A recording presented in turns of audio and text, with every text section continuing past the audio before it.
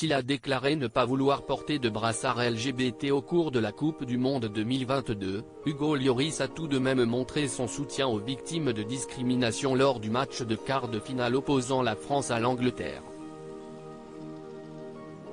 Le 21 novembre dernier, soit la veille du match de Coupe du Monde opposant l'Australie à la France à la Coupe du Monde, une déclaration d'Hugo Lloris n'a pas manqué de faire scandale. En cause, sa sortie au sujet du port du brassard aux couleurs LGBT lors de la compétition de football organisée en Arabie Saoudite. Contre toute attente, le gardien des Bleus a refusé de porter ce bout de tissu censé symboliser la diversité. Un choix qui s'est fait conformément aux lois du Qatar, qui interdisent l'homosexualité. J'ai envie de dire que la FIFA organise la compétition, elle définit un cadre, des règles et ce qu'on nous demande, à nous joueurs, c'est de jouer au football, de représenter notre pays sportivement, s'est-il justifié lors d'une conférence de presse, avant d'ajouter, je préfère rester dans mon cadre, celui de joueur et de compétiteur. Il y a effectivement différentes causes louables, qu'il faut soutenir. La FIFA décide de l'organisation.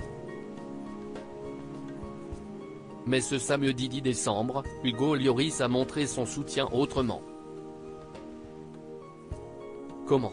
En portant un autre brassard, condamnant les discriminations cette fois-ci. Hugo Lloris est-il revenu sur son choix? Son soutien était discret, mais bel et bien visible.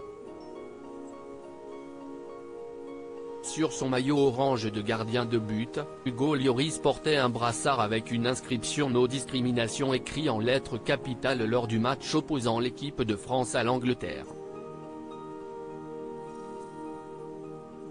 Ce tissu lui a d'ailleurs été envoyé par la FIFA qui, suite à l'interdiction du port du bandeau arc-en-ciel, a décidé de soutenir les victimes de discrimination autrement.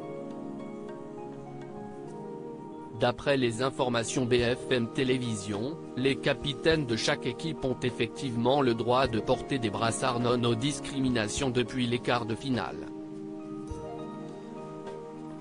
Un bandeau qui a immédiatement été porté par Hugo Lloris, mais également Harry Kane, l'attaquant anglais, au cours de leur dernier match.